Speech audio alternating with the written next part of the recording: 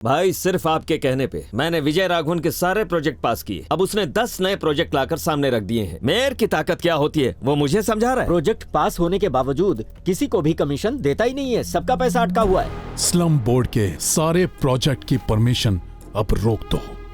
उसने एनजीओ और private company के साथ हाथ मिलाया है। ये अफवाह हर जगह फैला दो। विपक्ष में बैठे हमारे सभी साथियों से कहो कि उसे बदनाम करके उसकी धज्जियां उड़ा दें। इतना बदनाम करो कि उसे हाथ जोड़कर हमारे पास आना पड़े।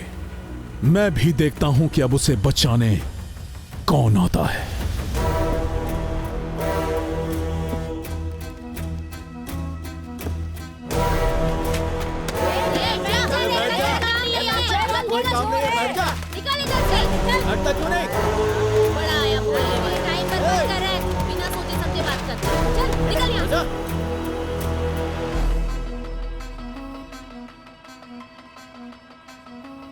भाई तुमने सबसे पंगे लिए इसलिए तुमसे सब गुस्सा है। आज शुक्रवार 10:05 सभी काउंसिलर सदन की गरिमा को ध्यान में रखते हुए अपनी कार्यवाही शुरू करें। विजय राघवन बहुत हीरो बनता फिरता ना आजकल, लेकिन हम तेरी पोल खोलेंगे। बैठ जाइए, बैठ जाइए। Silence, sit down, sit down, sit down, sit down. छोड़ेंगे नहीं। विजय राघवन क्या है ये सब? हर कोई तुम पे इल्जाम लगा रहा है कि तुम कुछ एनजीओ के साथ सेटिंग करके पैसे छापते हो। दोनों पार्टीज ने तुम्हारे खिलाफ शिकायत की है और अब तुम अगले प्रोजेक्ट के लिए पैसे मांग रहे हो। चुप रहिए सब लोग, मैं बात कर रहा हूँ ना।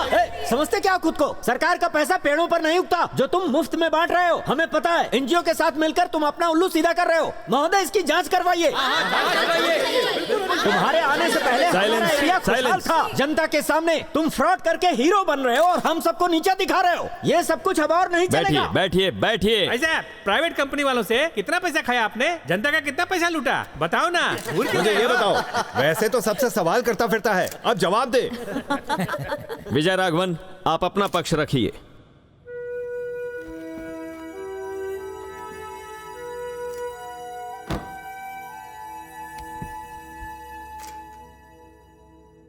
ये देश नहीं एक मंदिर है और हम पुजारी की भूमिका निभा रहे हैं। हमारे राष्ट्र की पूजा में हमें खुद को समर्पित कर देना चाहिए। आओ हम सब हाथ मिलाकर एक साथ चलें।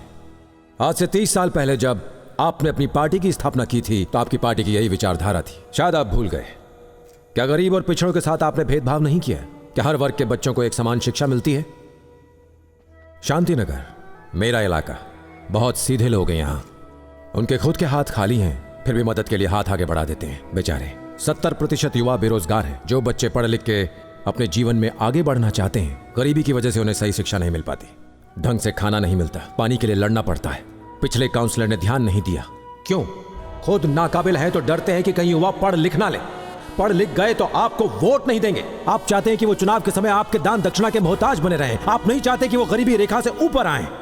मेरे काउंसलर बनने से पहले मेरे वार्ड में कुल बेरोजगार थे 4300 युवा।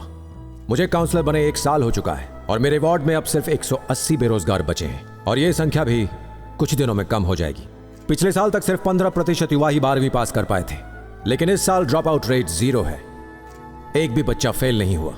मेरे इलाके के 9021 परिवारों की औसत आमदनी 20% बढ़ चुकी है। अगर हम में से किसी के भी इलाके में गरीबी रेखा के नीचे एक भी परिवार है तो ये हम सब की नाकामयाबी है। किस प्रगति की बात कर रहे हो तुम यहाँ पर? हम भी जनता की सेवा करते हैं, डींगे मत हांको। सर्वे नंबर 730 के अनुसार उत्तर दक्षिणी कोवल गली के बाजू से जो नहर निकल रही है वो 1 साल से साफ नहीं हुई है, जबकि उसकी सफाई के लिए 6 बार पैसा सैंक्शन हो चुका है। अगर किसी ने भ्रष्टाचार किया है तो हम सब पर इल्जाम लगाओगे? उलझना मत वरना भारी पड़ेगा। वो नहर वार्ड नंबर 55 में आती है और उसके काउंसलर का नाम मिस्टर परमवीर सिंह है और वो आप हैं। कभी अपने इलाके की जनता के मुंह लग कर देखना, आपकी असली औकात सामने आ जाएगी।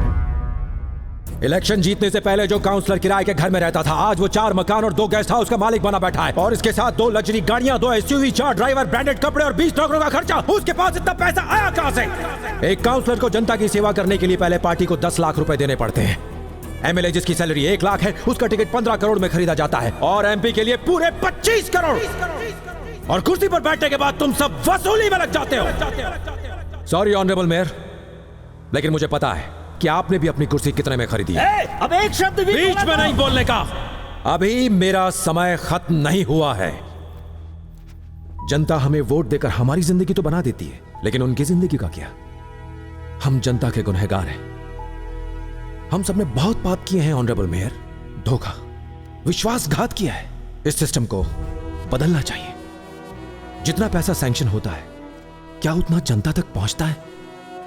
एक नेता की जनता के प्रति बहुत बड़ी जिम्मेदारी होती है। यह भगवान द्वारा हमें सौंपी गई बहुत बड़ी जिम्मेदारी है। हम लोगों की जिंदगी बदल सकते हैं अगर हम अपना काम ईमानदारी से करें। जैसे मेरा इलाका बदला है, पूरा राज्य बदल सकता है और हम पूरे देश को भी बदल सकते हैं। बस इतना ही। Thanks for allowing my words honourable mayor. Please accept my request towards my wards development. Thank you.